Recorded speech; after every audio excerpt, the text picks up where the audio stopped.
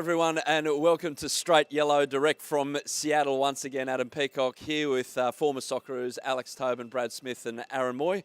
Good morning, gents. A bit quieter here than yesterday when we had the Belgians and Egyptians walking past us for the whole show. Yeah, very quiet. Not a quiet day though. Plenty going on, but here it's everyone's sort of recovering from a big day yesterday. What did you boys get up to? Watched some footy. Played a bit of virtual golf. Went to some vintage Seattle stores to try and get some vintage stuff. Had a good day. Yeah. As? I was there too, because I got this. Yeah. So I'm a Seattle Mariners Ultra now. Oh, let's go. I haven't been to a game, but got the shirt and, look forward to the baseball's on tonight, actually. So, yeah, that'll be cool to check out. Yeah, I think we're going to a game in a couple of days with a few mates. Looking forward to that. Never been. Bit quiet actually here. There's no Socceroos fans around. I think they're all still in Vancouver recovering. I'm holding this for a reason, and you'll find out why later in the show. So it's very exciting stuff coming your way on Straight Yellow. Firstly, guys, World Cup in full swing. Some interesting results yesterday. We'll review the games in detail a bit later. 2 draws as well. One group had all draws, and we saw the Belgium-Egypt game here. 2 all even games. Cape Verde, when we're on air, a 0-0 against Spain. The 48 teams, how do we feel about it? We haven't got through the first round of fixtures just yet, but how do we feel about the 48 teams now that we're seeing it? Certainly, I was pretty cynical about it. I was thinking it was a money grab and just sort of, is it too big? Are there too many games? And so on and so on. I guess I'll be yet to be convinced that I'm a big fan of it, but it doesn't change what a World Cup is, and I guess other people might look at it and say, okay, well, we're going to experience countries that just in a 32 competition would just never make a World Cup, or very, very rarely. And I guess the proof of the pudding is that, Haiti and Curacao and others are here where, they've never been before. Yeah. Boys? Yeah, I mean, we were talking about it off air just a minute ago, and I wasn't convinced that I'd liked it. It makes it a bit less prestigious, and maybe the first round doesn't matter as much. Easier to get through in a way, but like Alex said, and like you said off air, that more teams are involved, and it's nice to see just a bunch of different fans around the world. And some of these teams are surprising. They get their best players from their country, and it's surprising to see, and they're getting good results, and it's cool to see all the fans for sure. There's not much more to say than what those 2 guys mentioned, but yeah, I'm similar response. It was always very difficult to make a World Cup. Now I think it's a bit easier, but we're yet to see how it all turns out. It's gone well so far.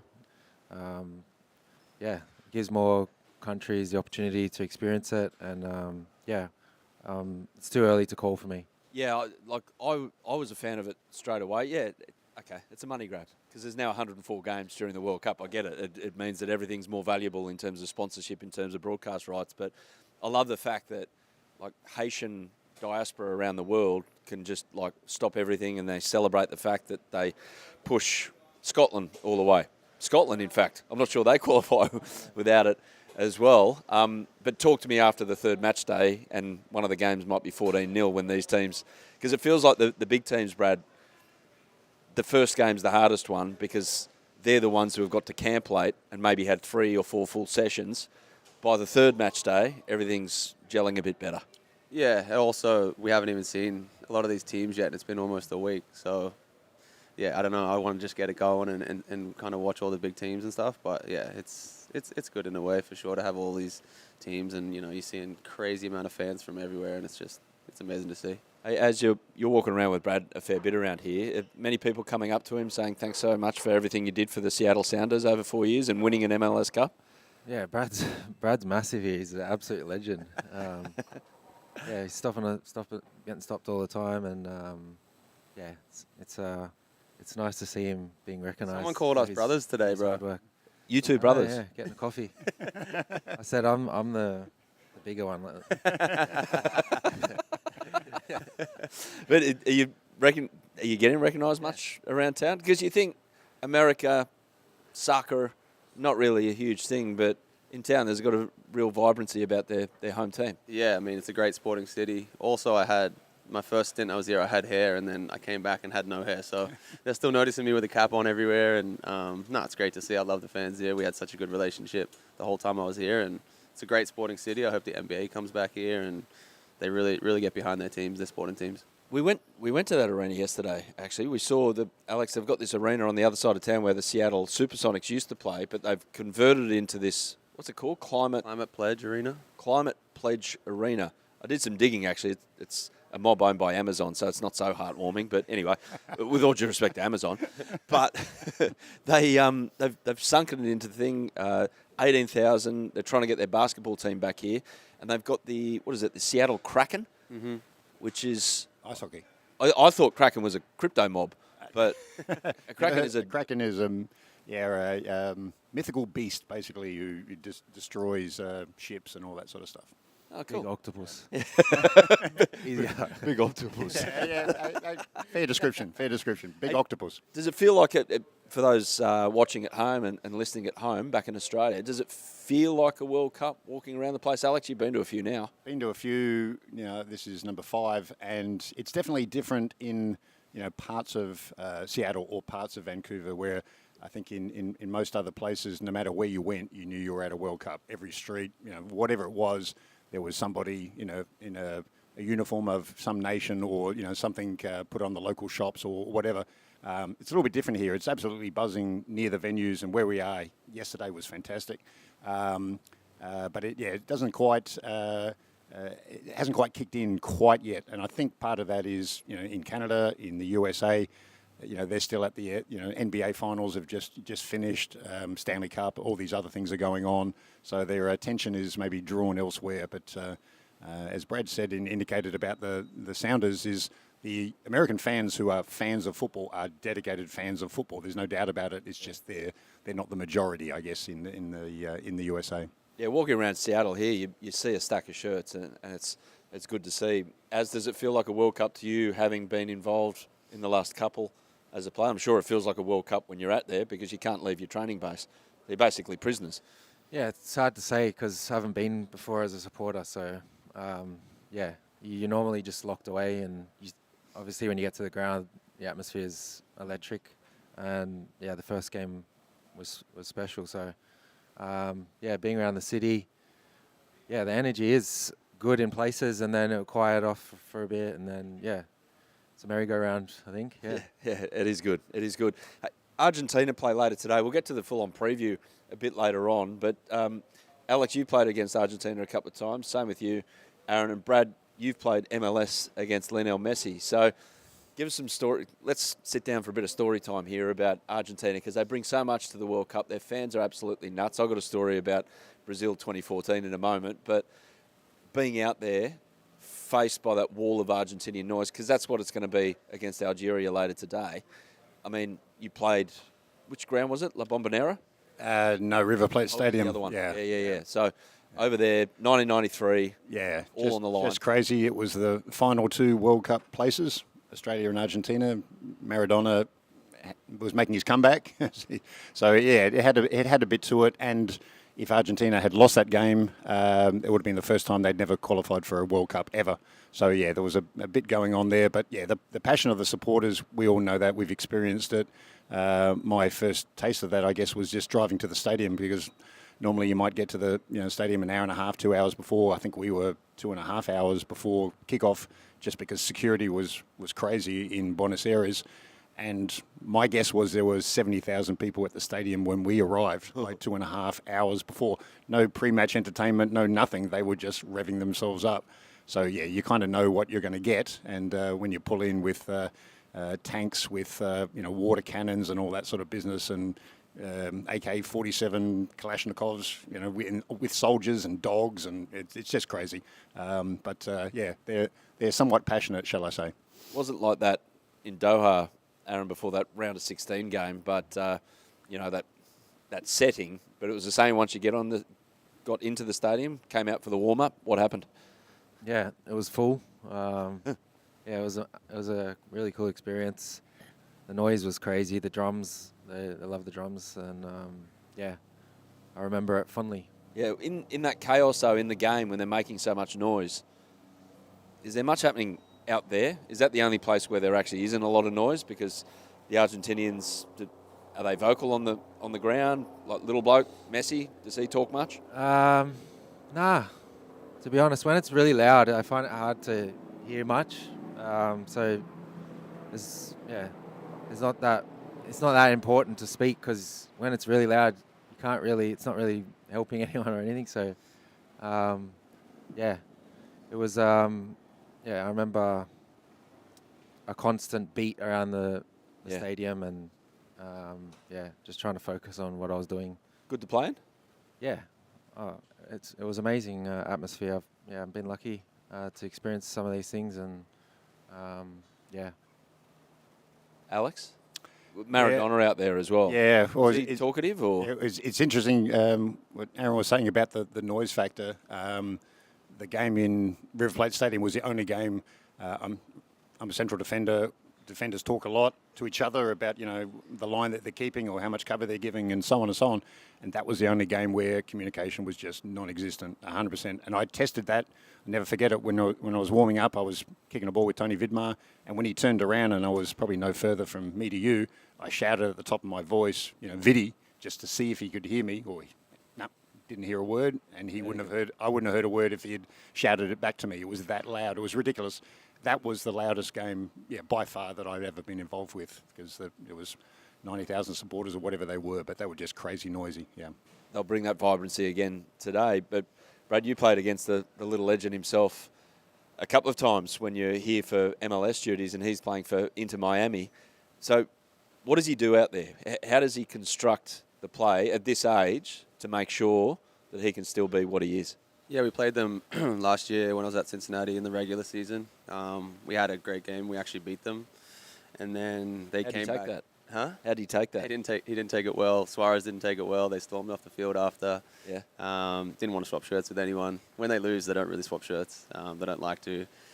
Fair enough. I agree with that. But then they came back in the playoffs, and Messi flicked the switch, as would say, and destroyed us. But I played with DeAndre Yedlin at Cincinnati, who played with Messi at Miami. And if you watch the game today, just have a little look at Messi. Obviously, everyone does, but watch him off the ball and see what he does. And he would tell me stories about how he was a right wing back, and how he would move DeAndre into just different positions to create time and space for himself. And little things like that people won't realize, but when you hear it from someone and you go and then watch the game and just play a Cam Messi for a bit and just see how he picks up space, because every team knows what he can do, and a lot of teams will put one player on there to run around and chase him, and he'll still manage to get away from him and get the ball and destroy teams, and that's part of what makes him best player ever.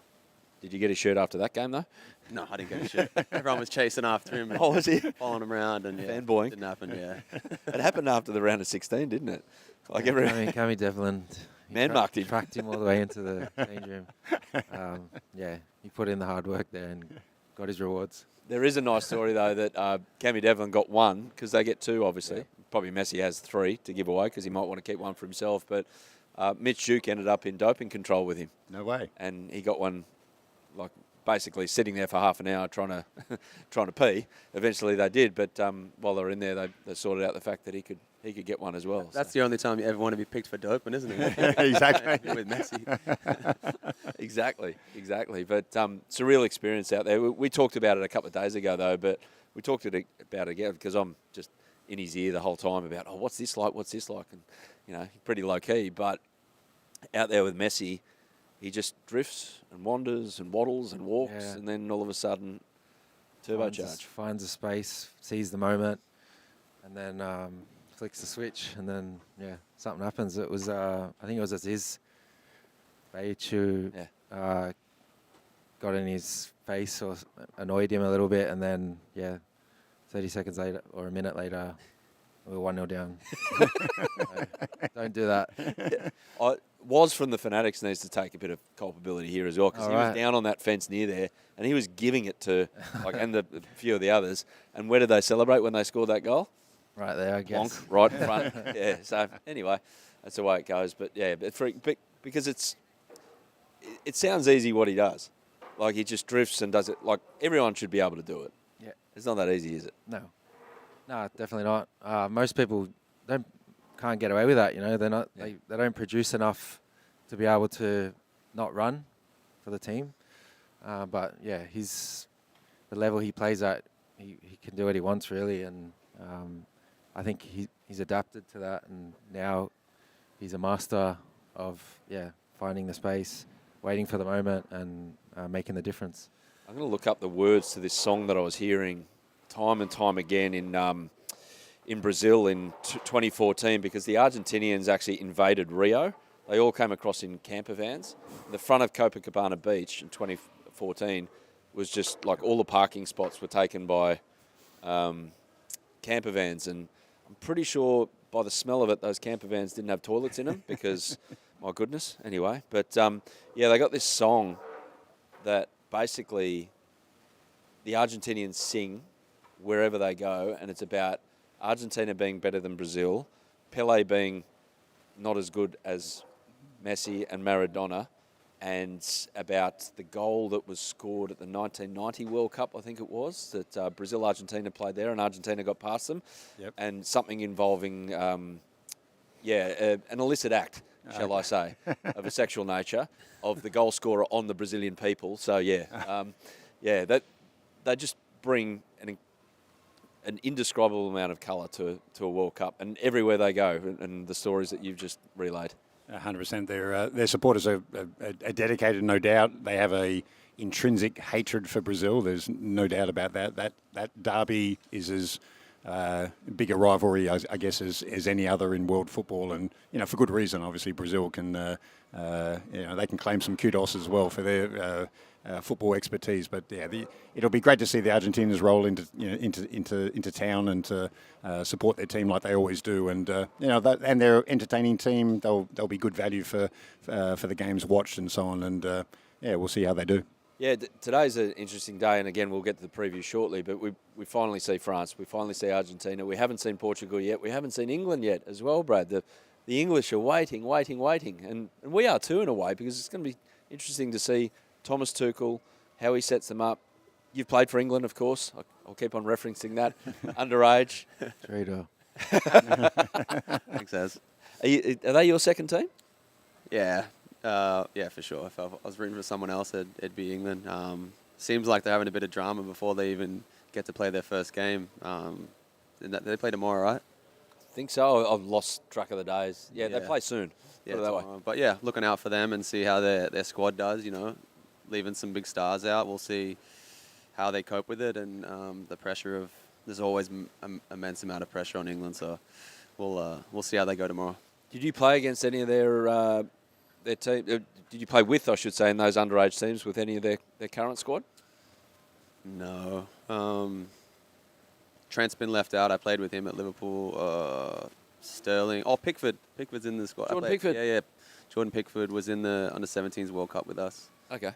As a starting goalkeeper. So, I think he's the only one that's still involved. Yeah, he's done well. I mean, you mentioned Trent Alexander-Arnold there. Leaving him out, leaving Cole Palmer out, leaving Phil Foden out. Those three of the most talented on-the-ball players of a generation. But Thomas Tuchel can say, they're surplus.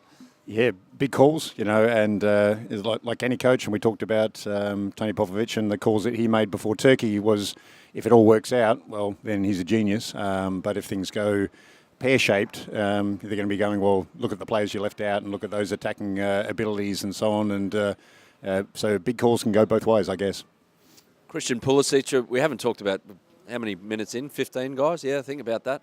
15 minutes into the show or so, and we haven't talked about Socceroos USA because everything's quiet, because they're back down in Oakland, the Socceroos, preparing for the next game. I think America are down in California as well, preparing. I did notice Christian Pulisic doing his own training away from the group. So if you're doing that 3 days before a game, does that mean you're in doubt to play the game, or you're just being managed to make sure that you're okay, you don't need to train with the group? I think he's probably managing it. He's an experienced player. He's had a lot of injuries as well, so they're probably just managing his body. I'll expect him to be in the starting lineup come Friday. How important is he, Christian Pulisic, for American football? Is he their main guy, their like big X Factor star. Yeah, he's their Captain America, as you would say. You see the pundit, some American pundits have compared him to Messi and Ronaldo, which is absolutely ridiculous. Whoa. That just shows you, that they some of them don't know what's going on. But yeah, no, he's very vital to the team. I think in the first game we saw he was the best player in the first half. So we'll see what happens with him. But they're obviously managing him. It's still a few days away from the game. But if it's a muscle strain, I've had many muscle strains before in my career. So as would always like to say, You're fast twitch, aren't you? Fast twitch. Fast twitch. And Aaron, are you fast twitch? I didn't get many muscle injuries. Let us hamstrings, lad. Yeah. I was always there, but But yeah, if it's a muscle one, it's not something to play with. So we'll see closer to the game. That's a big question. Would you rather fast twitch muscles that aren't quite dependable, or the other type of muscles that are dependable? both. What'd you have, Alex? Hopefully I had a bit of both because, I didn't have a lot of touch wood. I was pretty much injury-free. Most of my career didn't have many injuries, I'm happy to say. That. Shout out to the Oakland Roots. So this is this USL team. So that's the second division. Isn't it, Brad, here? Yep. But they're not connected. It's like Australia, no promotion relegation yet. But the USL, Oakland Roots is a team where the Socceroos are based at. So they're playing a game midweek, I'm pretty sure, at the Oakland Coliseum, the old baseball ground, Billy Bean and Moneyball. But they're playing there, but they're actually making it Australia night. So everyone come along in their green and gold. No way. They're going to have a half-time race involving native Australian animals. I don't know where they're going to get those from. And they're actually going to play where they usually play the American anthem. They're going to play the Australian anthem. Yep. So shout out Oakland Roots, That's getting sick. behind the Socceroos. My money's on the wombat. Yeah, there we go. Where are you going to find these creatures, by the way? Jump the fence at a zoo and nick them. Anyway, hey, just before we move on, and we've got some reviews to do of yesterday's game, a reminder about Pull'em from PointsBet. You can use it on all games during the World Cup. It allows you to pull an underperforming leg from your same game multi and keep your bet alive. So yesterday's game, we were here for Spain, Cape Verde. One of those games that can happen, and it happened to Spain in 2010. This is the nation, by the way, that since the 2010 World Cup hasn't won a knockout game at the World Cup. Now there's a bit of doubt about them in terms of progressing with a good position out of the group. A 0-0, Alex, with Cape Verde. Let's be honest, the man of the match was the Cape Verde 40-year-old goalkeeper, but still an outstanding result. Outstanding result. He was an outstanding keeper, and but as you said, no one's going to predict that Spain wouldn't dominate that game and win comfortably with all of their attacking options. And you defend well enough, and you have a little bit of luck or a lot of luck, and maybe in that case, you can get a result. So again, as we said earlier, Cape Verde on the map. Basically, such a result in their first ever game, and it's turned things around and it's put Spain in an awkward position. Lamine Yamal, he came off the bench, did he not? So he's obviously not 100%. He's had some hamstring. He's fast twitch.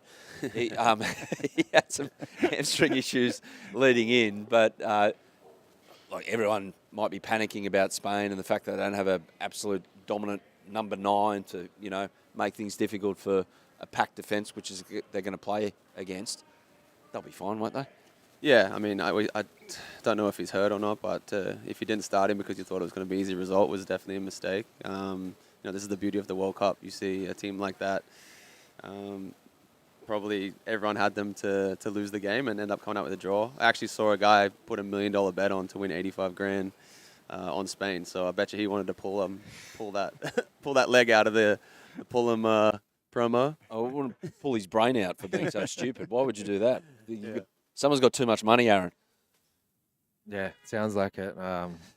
Not to win a lot either. Like just Stupid. silly stuff. Don't do stupid things with your money, everyone. And that's one way to prove your stupidity, doing that. Belgium, Egypt. What'd you make of that? I thought the Egyptians were outstanding. I don't know about you, Az. Yeah, it was a good game. It was up and down transition football. I didn't catch all of it, but seen the goals, and I think Belgium will be a little bit disappointed. I think they had a few more chances, but Egypt looked strong, and Marcelo Bielsa, I want to bring up him. So Uruguay got a 1-1 with Saudi Arabia. I don't know if you saw Bielsa. he obviously sits on the esky. Yep. The chili bun, as the Kiwis, and we'll get to the Kiwis in a moment. But he sits there for the game. But you know those official team photos that they do before everyone has the official photo? I'm sure you absolutely loved it. Yeah, standing there smiling and doing a flex and all of that. But he refused to look at the camera. No. He says, "I'm not a player. They're not here for me." So his photo is him actually looking at the deck. Oh, that's Who's the hilarious. He's unique. Give us your most eccentric manager. Oh, most eccentric. I've had a few. I mentioned when we had the Fanatics catch up before the Turkey game, I think Frank Ayrock, my first national team coach, he was eccentric as for everyone who knew him. And I had Zoran Madic at Adelaide City for years and years. And yeah, eccentric. The best story I can give around Zoran and his commitment to training was that he bandsawed 2 of his fingers off at work during the day. And instead of actually getting his fingers replaced, he threw them in the bin so he could make training that night. And he turned up at training, coming like 3 hours out of a hospital where he'd just basically taken 2 fingers off his hand. And he was there at training, knocking balls at Robert Zabika when I turned up at training. It was just extraordinary. So, yeah, he was eccentric. He was driven. And as a player, you didn't likely miss training sessions when you saw that that's what the coach went through. So, but that's absolutely true story. He had the opportunity to have his fingers re-sewn, but it would have meant that he would have been in hospital for a week. So he threw them in the bin and just said, round off the fingers as best you can. I need to get to training tonight at 6:30. Righto, boys. Top that. Not even trying. No chance. Any eccentric ones? Or I mean, everyone's seen Jurgen Klopp. He's super eccentric, running down the touchline, and whether it was good or bad, he would show his emotions. No stories like that with fingers was off. he eccentric through the week, though? Or because he seemed like a really personable guy. Yeah, no, not through the week. He was really personable, great with everyone. You know, would always mess around with the players as well. Like, he'd always come behind you and like trip you over or kick you and stuff. If you turn around, you'd be thinking it was a player, which it was the main man kicking to the back of the leg. But yeah, nothing through the week. But on the field when the game's going, he's a bit more lively. Righto, Ash. Bit of time to think. Or did you just cop normal ones all through your career? I had Ange. He didn't speak to me at all, you know. You weren't. It's not because he didn't like you. He just didn't speak to anyone. Yeah, that was the way he did it. So when I first signed for Celtic, I spoke to him. We had a personal conversation. And then the next time we did that was when I was telling him I was retiring. So, yeah, that's my story. So he essentially went 10 months because Ange had that. Well, he had that separation mechanism where he liked to draw the line between him and the player and not get too close. Goes back to when he told Mickey Peterson that his career was over, and he said he'd never do that again. By the way, I'm holding this because we're going to get to it in a moment. But he was polar opposite to Arnie, wasn't he? Yeah. Graham Arnold. Yeah, opposites. Yeah, they both have their own ways, and they've both been successful, and they both got different reasons for how they do it. Yeah. It's cool to experience different ways and different styles of coaching, and you can learn some things along the way. So Arnie would, in camp, have lots of conversations with you, happy to sit around with the boys and story time. And yeah, you'd be talking all the time. Even when we weren't in Socceroos camp, he'd give you a call and speak to you how things going. And really? Yeah. Roseanne's just said, you get the nod at breakfast each morning. You have to go shake his hand. You have to go shake his hand every morning. Yeah? Yeah, that was kind of boss it. Yeah, morning boss. And no, I get it. It's a respectful way. It's a different way of coaching. But like I said, he's been successful, and there's no right or wrong way to be a manager. You know, the difference is about winning titles and winning games of football. So yeah, any way is different for sure. Was he vocal on the training pitch? Like you have your coaches and you have your managers. Was he more the manager, let the coaches coach and have the one-on-one conversations about things that you need to talk about on a training pitch, technique, etc., body positioning, all of that? Or was Ange involved in that? What I remember, he was he would talk at the start of training, right? But then the other coaches would take the sessions and stuff like that, and he'd you know, if the session wasn't good enough or we weren't playing well, he would let it be known, but which was quite scary when you'd hear him yell or something, because like I said, he didn't speak that much. So when he did speak, it meant something. So but yeah, he spoke when he needed to. This was meant to be a review. We've just got into a review about the personality traits of Ange Postecoglou and Graham Arnold instead. Where were we? Iran and New Zealand. Yeah. Gee, that was a fun game of football. Yeah, it was a fun game. It was an entertaining game. I was looking at it and thinking, based on seeing some other games, where those two teams, the quality teams that we've seen elsewhere in this competition already. I don't think so. It remains to be seen, but I don't figure that they'll figure too much, I guess, in the future. But yeah, great game. We said yesterday that Iran was always going to be a different approach given what they've been going through for the last 6 months. But anyone who watching that game would have got value for money for entertainment, certainly.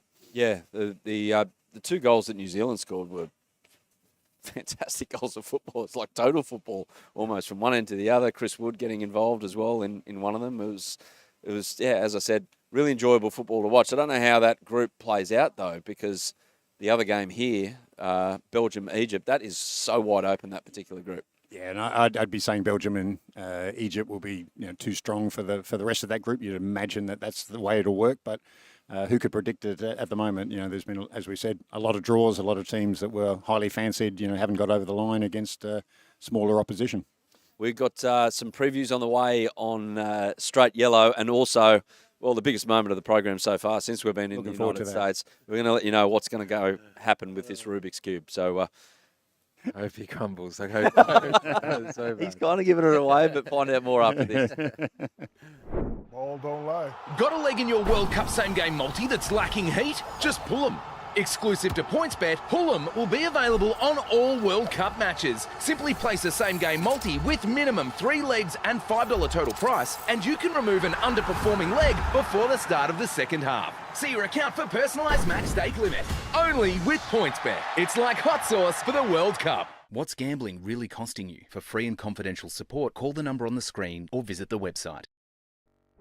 Welcome back to Straight Yellow here in Seattle in the lead up to the big game later in the week involving the Socceroos and USA. Let's have a look at today's games. Thanks to PointsBet, some odds. We'll go through them one by one. 4 great games, so it's going to be great viewing action throughout the day here in Seattle, all the way to about 11 o'clock local time. So it's a fantastic day, starting at midday local time. You might have already seen this result, but France $1.44 against Senegal $7. And the draw, $4.50. The French, you know what it's like to play against them in an opening game.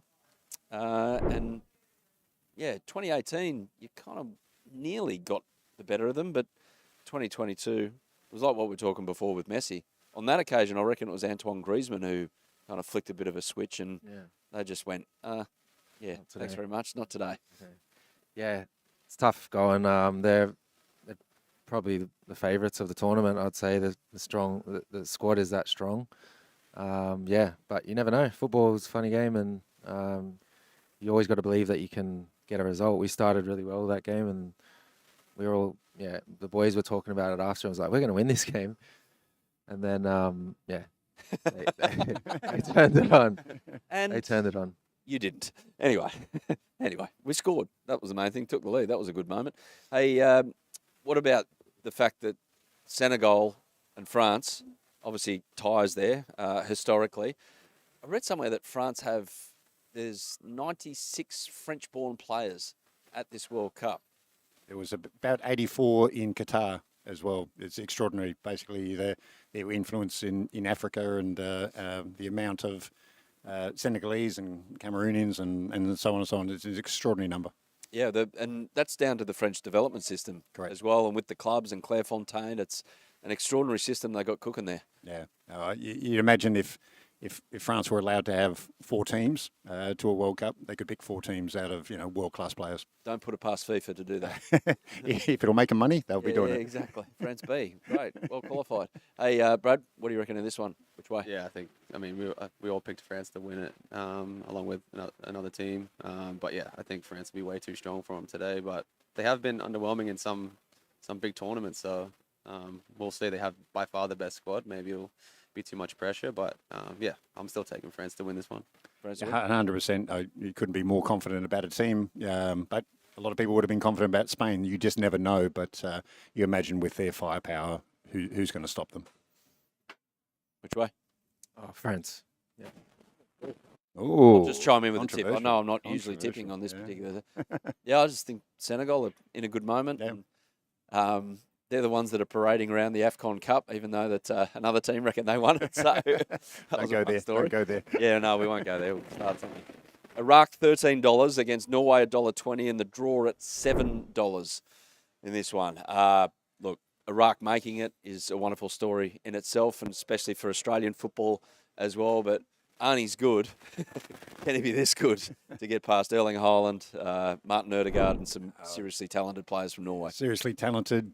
They will be too strong, too physically strong in some instances, but better technically as well. But Iraq, what a story, and what a story for Graham Arnold and his coaching legacy and so on. They'll remember his name for years. You're talking about a team who hasn't qualified for a very, very long time. So getting here is a fantastic achievement. Can they get over Norway? I don't think so. Can I just remind everyone here in America that it seems that cannabis is extremely legal, because there was a... I think it's you got- officially did you legal. pick that up as well? Well, ask the local here, but there's a bit of that going on. It just wafted this way. Did you guys pick it? Yes. Yeah. They picked Probably it up. see it. It's not you, is it? No, of course not. You're relaxed enough. I'm a good boy.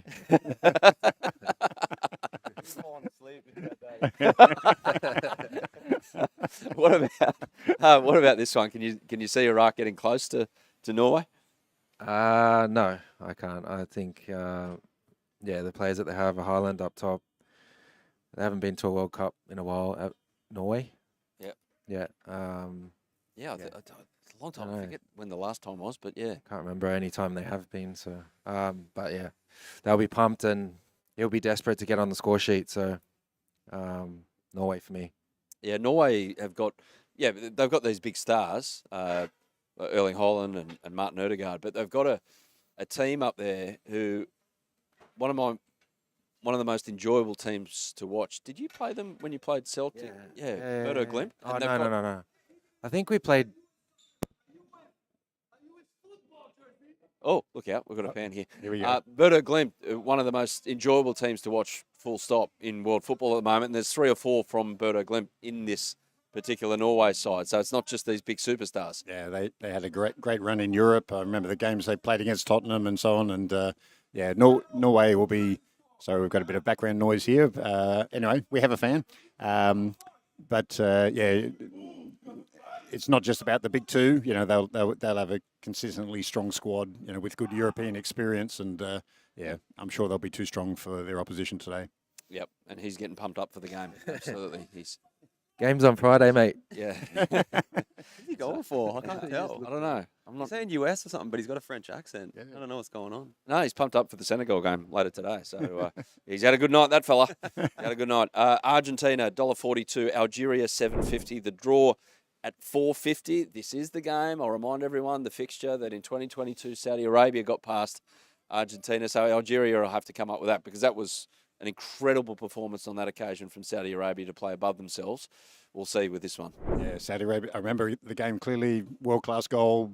Beat Argentina. Who would have figured? Algeria have their moment now to prove us all wrong.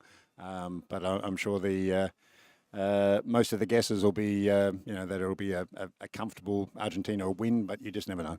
Those Saudis, they got ridiculous bonuses for that particular result. A Rolls Royce each or something like that. Yeah. or- There was a Qatari the other day who scored the goal. Apparently got $300,000 and a car as well, thrown on top. I had one of them bonuses in China, didn't you? Well, Rolls Royce. That's what I'm getting to. What's the best bonus you've ever got? It was a fridge. A fridge. Oh, fridge of money. Yeah.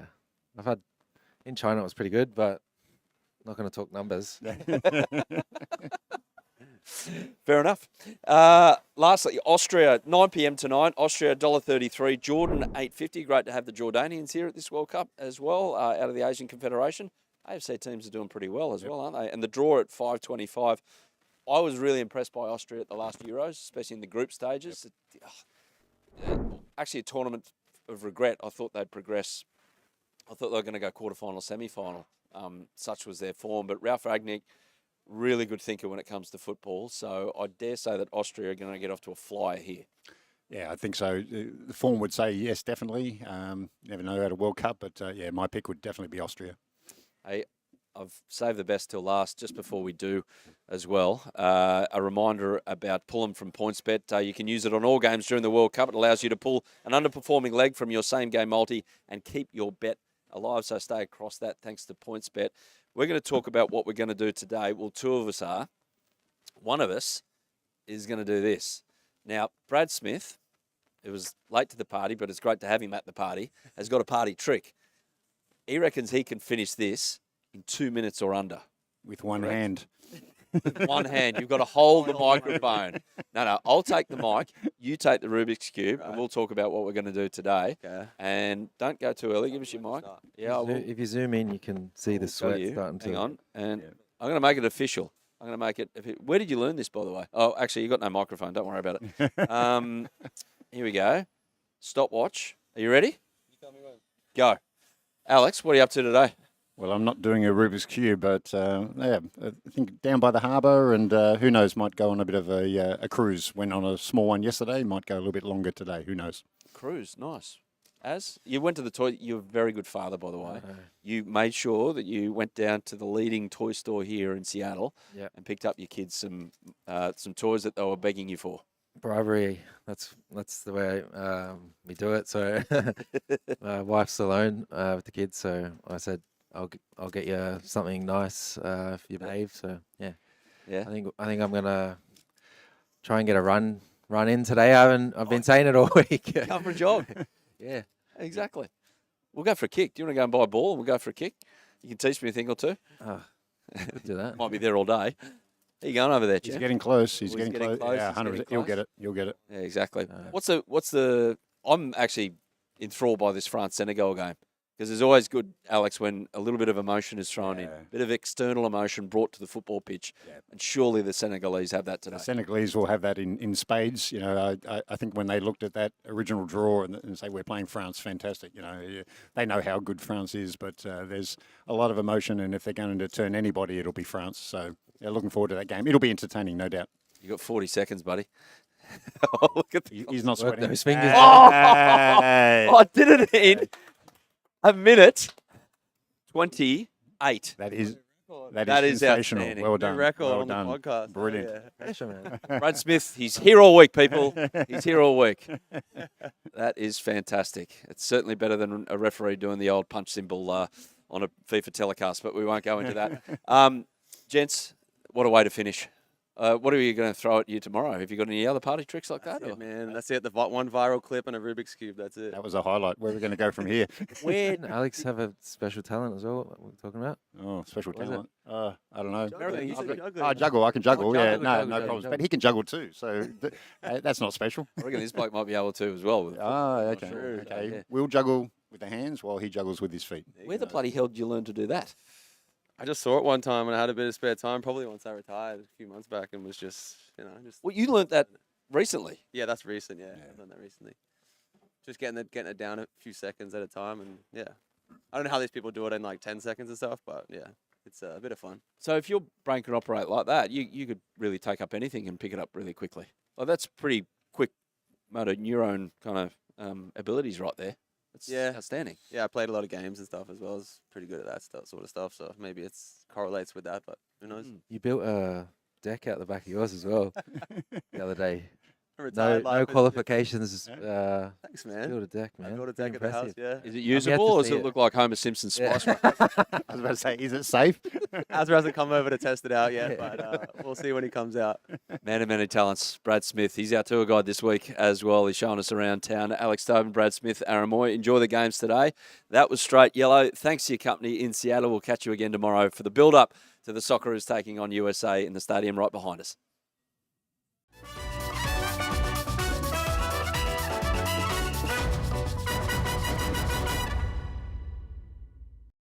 Chances are you're about to lose. For free and confidential support, call the number on the screen or visit the website.